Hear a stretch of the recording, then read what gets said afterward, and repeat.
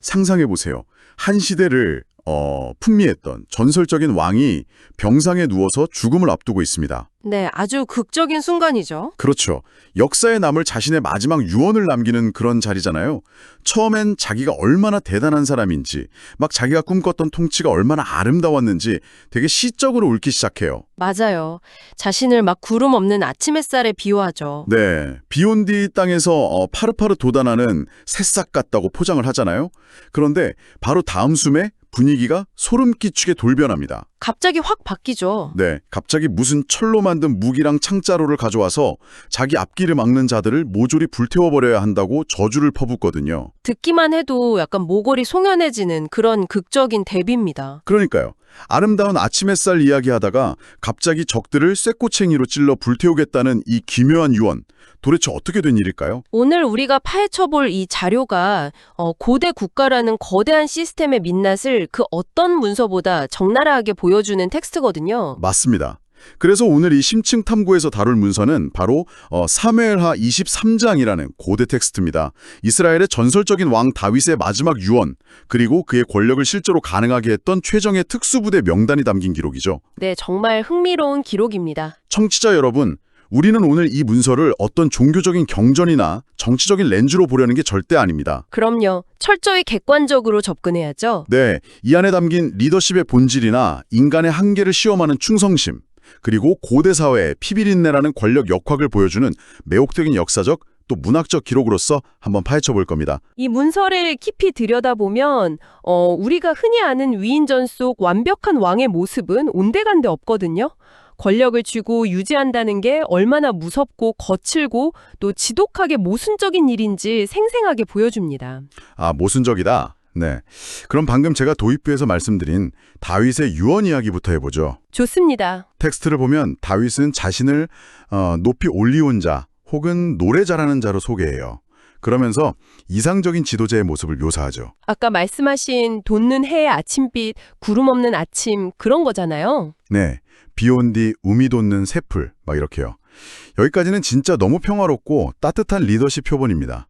마치 은퇴를 앞둔 현대 기업 CEO가 우리 회사의 핵심 가치는 아침 햇살 같은 혁신과 새싹 같은 포용이었습니다. 이렇게 자서전에 쓰는 것 같아요. 통치자가 지향해야 할 자애로운 이상향을 자연의 이미지에 완벽하게 녹여낸 문장이죠. 그런데 바로 그 다음 구절에서 이 CEO가 갑자기 본색을 드러내는 느낌이거든요. 가시나무 비유가 나오죠, 거기서. 맞아요.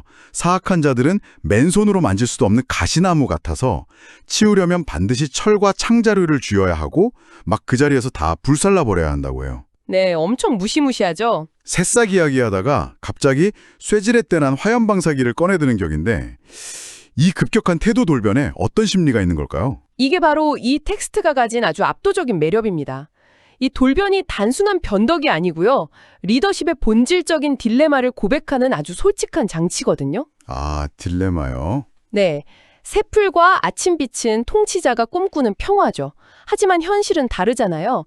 왕좌에 가만히 앉아서 미소 짓는다고 평화가 주어지는 게 아니거든요. 그렇죠. 가만히 있으면 안 되죠. 가시나무로 대변되는 수많은 위협, 그러니까 내부 반란이나 외부의 적을 치워내야만 그 새싹이 자랄 공간이 생기는 겁니다. 아, 맨손으로는 그 가시나무를 치울 수 없으니까 피를 흘리더라도 철과 창자루를 쥐어야만 했다는 거군요.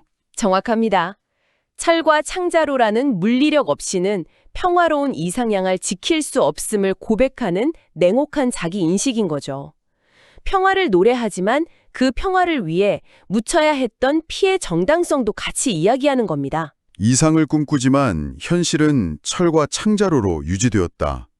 그럼 자연스럽게 한 가지 의문이 생기잖아요. 그 창자로가 도대체 누구냐 이거죠. 맞습니다. 그 무시무시한 철과 창자루가 대체 무엇이었나? 문서의 다음 부분은 바로 다윗의 평화를 지탱했던 최상위 계급 전사들, 이른바 다윗의 용사들 명단으로 채워져 있습니다. 고대의 어벤져스라고 할 수 있는 인물들이죠. 이 첫 번째 그룹, 그러니까 최고의 새 용사 기록을 읽었을 때 전 진짜 제 눈을 의심했어요. 워낙 기록이 과장되어 보이니까요. 네, 요셉 바세벳이라는 첫 번째 용사는 단번에 800명을 쳐주겠다고 나오고요. 두 번째 엘르아살이라는 인물은 아군이 다 도망쳤을 때 홀로 남아서 엄청난 승리를 이끌어내는데 묘사가 기가 막힙니다. 그 손이 칼에 붙을 때까지 싸웠다는 대목이요. 맞아요. 손이 피곤해서 칼에 붙을 때까지. 그리고 세 번째 산마 역시 모두가 도망친 녹두나무밭 한가운데 우뚝 서서 적들을 막아냈다고 하거든요. 네, 정말 영웅적인 묘사죠. 솔직히 고대인들이 쓴 슈퍼히어로 만화 같잖아요. 혼자 800명을 상대하고 막 칼이 손에 붙고 이런 과장된 디테일이 왜 공식 문서에 남은 걸까요? 수치가 약간 과장되었을 수는 있지만 우리는 텍스트가 뭘 강조하는지 행간을 읽어야 합니다. 단순히 힘이 세서 많이 죽였다는 자랑이 아니거든요. 그럼 어떤 점이 진짜 핵심인가요? 엘르아살과 산마 이야기의 공통된 상황을 보세요. 모든 아군이 도망치고 물러갔을 때, 즉 전장의 패닉이 지배했을 때 그들만이 홀로 그 자리에 굳게 섰다는 점입니다. 아, 무력 그 자체보다 모두가 등 돌릴 때 도망치지 않는 그 압도적인 정신력을 강조한 거군요. 바로 그겁니다. 게다가 디테일을 보면 되게 현실적이에요. 손이 칼에 붙었다는 묘사, 이거 마법이 아니잖아요. 근육 경련 같은 거 말씀이시죠? 네, 육체가 한계치를 넘어서 칼을 꽉 쥐고 휘두르다 보면 극심한 경련이 와서 손가락이 펴지지 않는 강직 상태가 옵니다. 하늘에서 떨어진 초능력이 아니라 피와 땀으로 빚어낸 처절한 현실의 고통을 기록한 거죠. 와, 듣고 보니 그러네요. 화려한 마법이 아니라 처절한 근육 경련이다. 그리고 산마가 지켜낸 것도 무슨 대단한 요새가 아니라 녹두나무밭, 그냥 평범한 콩밭이라는 점도 묘해요. 그 평범함이 텍스트에 생동감을 줍니다. 당시 사람들에게 그 밭은 생존이랑 직결된 일상이었으니까요. 일상을 지키기 위해 군대와 맞선 영웅, 얼마나 강렬합니까? 진짜 그러네요. 자, 이 세 명의 용사가 얼마나 무시무시한지 확인했습니다. 그런데 텍스트는 곧바로 이들의 전투력이 아니라 지도자를 향한 이들의 집요한 심리를 보여주는 기묘한 에피소드를 던져주거든요. 베들레헴 성문곁 우물물 사건, 이거 정말 고대 리더십의 명장면입니다. 상황이 이래요. 다윗이 아돌람 굴에 은신해 있고 블레셋 적군이 베들레헴에 쫙 깔려 있습니다. 다윗이 피곤했는지 무심코 탄식을 해요. 아, 베들레헴 성문교 우물물을 누가 내게 좀 떠다 줄까? 그냥 고향 물맛이 그리워서 한 혼잣말이었죠. 네, 그런데 이 세 명의 용사가 갑자기 적진 한가운데로 정면 돌파를 합니다. 오직 그 물 한 바가지를 떠오기 위해서요. 그야말로 자살 특공대 같은 짓이죠. 공식 명령도 아니었는데 말입니다. 그리고 기어코 물을 길어 다윗 앞에 가져와요. 그런데 여러분, 여기서 진짜 답답한 부분이 다윗의 반응입니다. 다윗이 안 마시죠, 그걸. 네, 안 마셔요. 부하들이 피투성이가 되어 가져왔는데 이것은 생명을 걸고 갔던 사람들의 피다 라면서 딸에 쏟아부어 여호와께 바칩니다. 현대의 관점에서는 이해하기 힘든 행동이죠. 청취자분들을 대신해서 제가 좀 따져볼게요. 여러분 상상해보세요. 직원들이 폭설을 뚫고 목숨 걸고 사장님이 좋아하는 저 멀리 있는 카페까지 가서 커피를 사왔어요. 네, 커피를 사왔죠. 그런데 사장님이 마시지도 않고 아, 이것은 너희의 눈물이다 하면서 싱크대에 콸콸 쏟아버린 거잖아요. 부하들 입장에선 엄청 억울하지 않았을까요? 아니, 안 마실 거면 우리를 왜 사지로 보냈어? 이러면서요. 충분히 그렇게 생각하실 수 있습니다. 직장인 관점에서는 정말 최악의 대처죠. 하지만 고대인들의 정신세계를 이해하면 이 장면은 완전히 다르게 읽힙니다. 아, 다르게 읽히나요? 오히려 다윗의 이 행동이야말로 이 세 용사를 전설로 만들어준 신의 한 수였습니다. 만약 다윗이 오 고맙다 하면서 그 물을 꿀꺽 마셨다면 어떻게 됐을까요? 갈증은 풀리고 부하들에게는 칭찬이나 보너스를 줬겠죠? 네, 하지만 그 순간 이 세 용사가 목숨 건 행동의 가치는 고작 왕의 목을 축인 물 한 모금으로 전락하고 맙니다. 그냥 소모품이 되는 거죠. 다윗은 이 물이 단순한 물이 아니라 그들의 생명, 즉 피라는 걸 꿰뚫어 본 겁니다. 아, 물이 아니라 피로 보았다. 한 거거든요. 다윗은 물을 땅에 붓는 제사를 치르면서 선언한 겁니다. 너희의 이 희생은 나 같은 일개 인간이 입에 댈 수 없을 만큼 고귀하다. 오직 신만이 받으실 자격이 있다. 라고요. 와, 소름 돋네요. 마셔버렸다면 그냥 소화돼서 사라졌을 텐데 신에게 바치고로써 그들의 헌신을 감히 인간이 범접할 수 없는 성스러운 행위로 격상시켜버린 거군요. 맞습니다. 철없는 과잉 충성이 영적인 헌신으로 승화된 거죠. 이런 리더의 모습을 본 용사들이 앞으로 다윗을 위해 어떤 마음으로 싸웠겠습니까? 자신의 희생을 신의 반열에 올려주는데 기꺼이 목숨을 바치겠죠. 고대 리더들의 통찰력이 진짜 무섭습니다. 그렇죠. 자, 이 3인방의 여운이 엄청난데 문서는 바로 이어서 그 다음 서열 용사들의 기상천외한 업적을 나열해요. 고대의 명예와 계급 구조가 아주 잘 드러나는 부분이죠. 아비세와 분하야 같은 두 번째 그룹 리더들 이야기입니다. 네, 이들의 무용담도 무시무시해요. 아비세는 창으로 300명을 죽였고요. 근데 전 분하야 기록을 보다가 약간 실소가 터졌어요. 어떤 부분에서요? 모압 최고 용사 둘을 죽인 건 그렇다 치는데 그 다음 구절에 눈 올 때에 함정에 내려가서 사자를 죽였으며 이렇게 나오거든요. 네, 되게 영화 같죠? 또 이집트 거인한테 막대기 하나 들고 가서 창을 뺏어서 죽였다고 하고요. 아니 잠깐만요. 눈 오는 날 구덩이에 기어 들어가서 사자랑 싸웠다고요? 도대체 날씨가 여기서 왜 중요합니까? 이거 할리위드의 시나리오 내면 너무 자기적이라고 퇴짜 맞을 설정이잖아요. 예리한 지적입니다. 엄청 자기적으로 들리죠. 하지만 고대 문서들이 원래 구전으로 입에서 입으로 전해지던 시기를 거쳤다는 걸 생각해 보셔야 합니다. 구전이요. 아, 사람들의 기억에 남아야 하니까. 맞습니다. 살아남으려면 강렬한 이미지가 필요하죠. 그냥 사자를 잡았다 하면 밋밋하잖아요. 하지만 좁고 어두운 구덩이, 미끄럽고 시야 가려지는 눈 오는 날, 이런 극단적인 시공간의 제약이 들어가면 텐션이 확 살아납니다. 확실히 눈 덮인 구덩이에서 사자랑 뒹구는 거친 숨소리가 막 상상되긴 하네요. 네, 이런 기묘할 정도로 한정적인 디테일이 오히려 이야기가 수백 년 동안 살아남게 만드는 스토리텔링 장치로 작동한 겁니다. 넷플릭스 뺨치는 고대의 스토리텔링이네요. 그런데 제가 더 충격받은 부분은 분하야가 이렇게 초인적인 공을 세워서 다윗의 시위대 장관이라는 최고위직에 오르잖아요. 네, 엄청난 출세를 하죠. 그런데 텍스트는 이 화려한 업적 끝에 이렇게 단호하게 못을 박습니다. 그러나 첫 3인에게는 미치지 못하였더라. 아니 이렇게까지 했는데 1군 3인방한테 안 된다고요?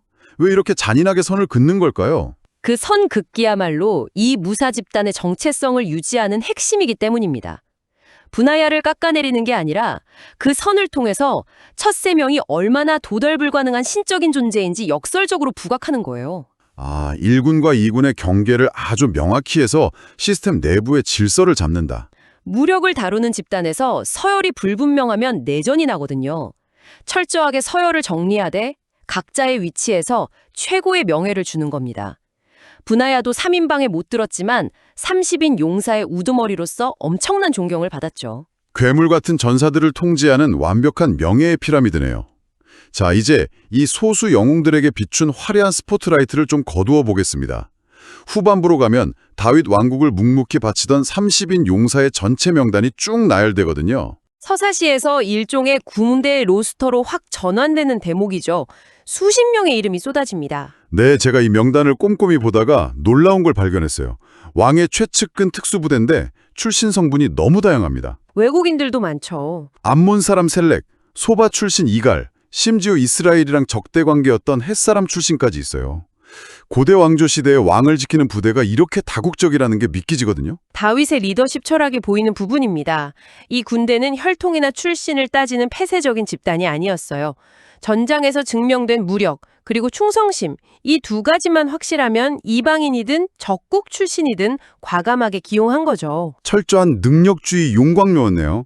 그런데 청취자 여러분, 이 텍스트가 던지는 진짜 묵직한 한 방은 바로 이 명단의 끝자락에 있습니다. 근데 이 문서의 하이라이트죠. 문서는 이름을 숨가쁘게 나열하다가 마지막에 딱 선언합니다. 이상 도합이 37인이었더라.